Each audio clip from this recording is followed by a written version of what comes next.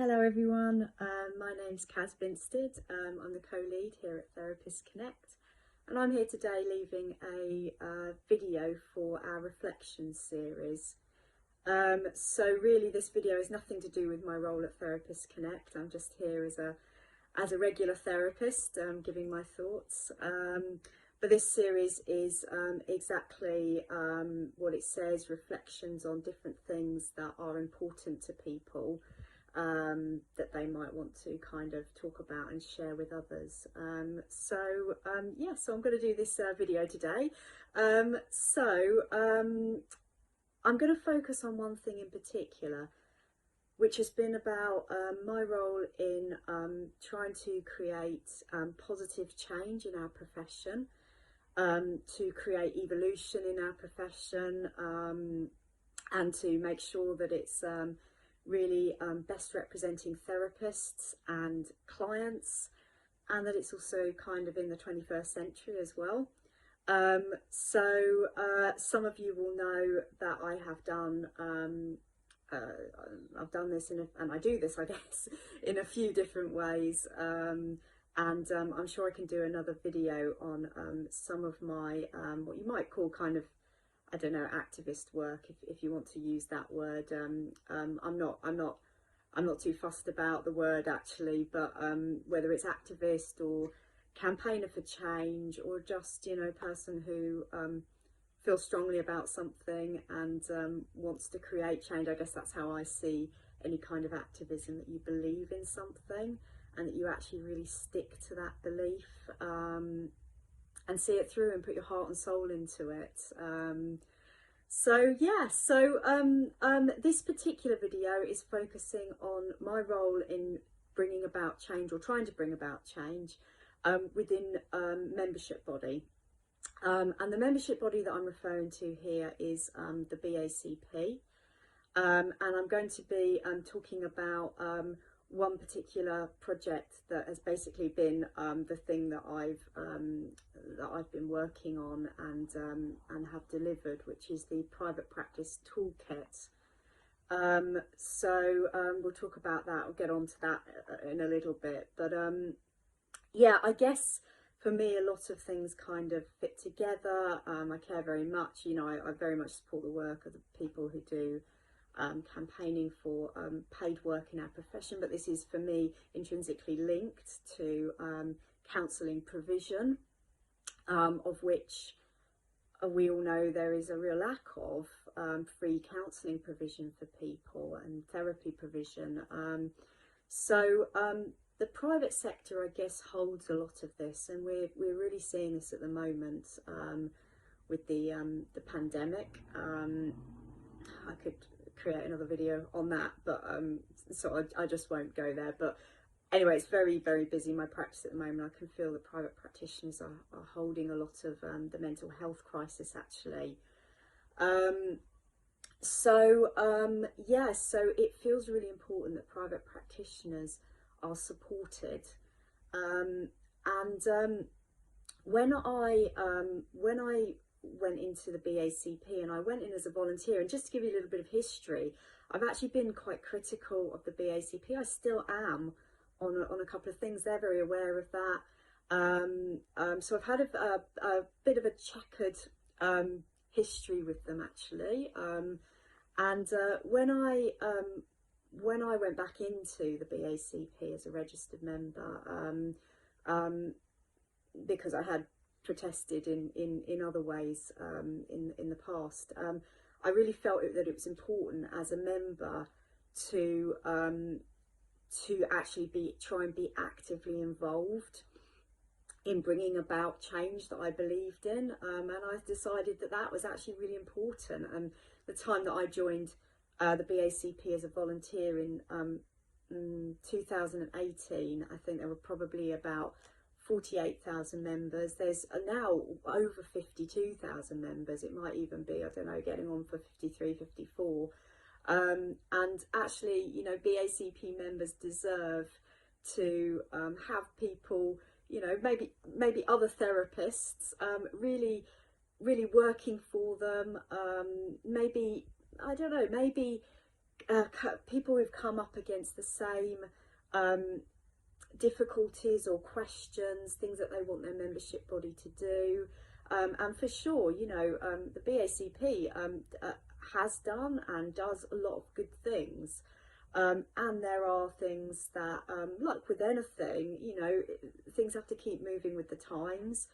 And the membership voice is very important. And the BACP themselves have highlighted that recently, and particularly with their listening workshops, that they want to listen much more to the membership. So I went in with a very specific task, which was to deliver something for private practitioners to support them better.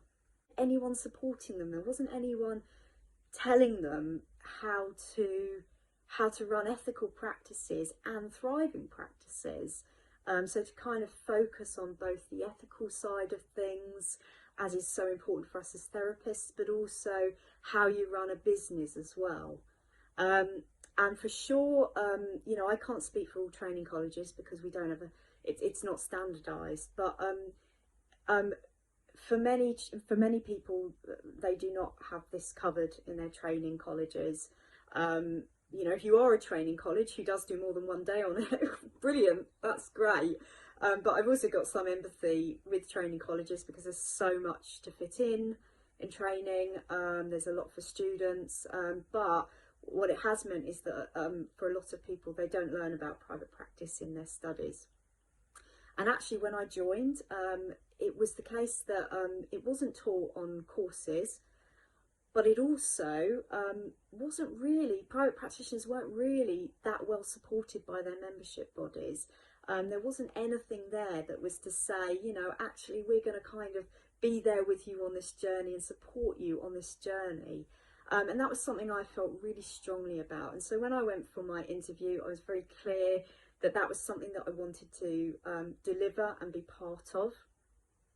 And to be kind of there, filling in the gaps for people and really supporting all the private practitioners, of which some 30,000 work in some capacity in private practice in the BACP. So basically, it was so happening anyway that within BACP strategy, they were already beginning to recognise that, probably due to the lack of paid work, and maybe also because of the changing demographic in the student populace, with I think many more young people training these days, that more people were going into private practice. So this was really something that was needed. And so together, as lead for the private practice divisional executive, I embarked on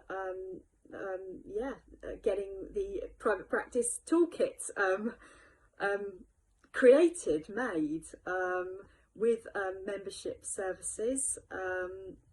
I'm not going to go too much into that because this isn't an advert for the BACP, but it's just to talk a little bit, I guess, about why that was so important for me. And I hope you've been able to hear that, you know, because actually, you know, being able to support therapists on the ground is crucial. It's really crucial work for the membership bodies, and it's crucial that membership bodies can listen to their membership and give their membership what was needed. I could see that people felt really, I don't know, abandoned might be the right word. They didn't feel that they really got anything to help them with their private practices.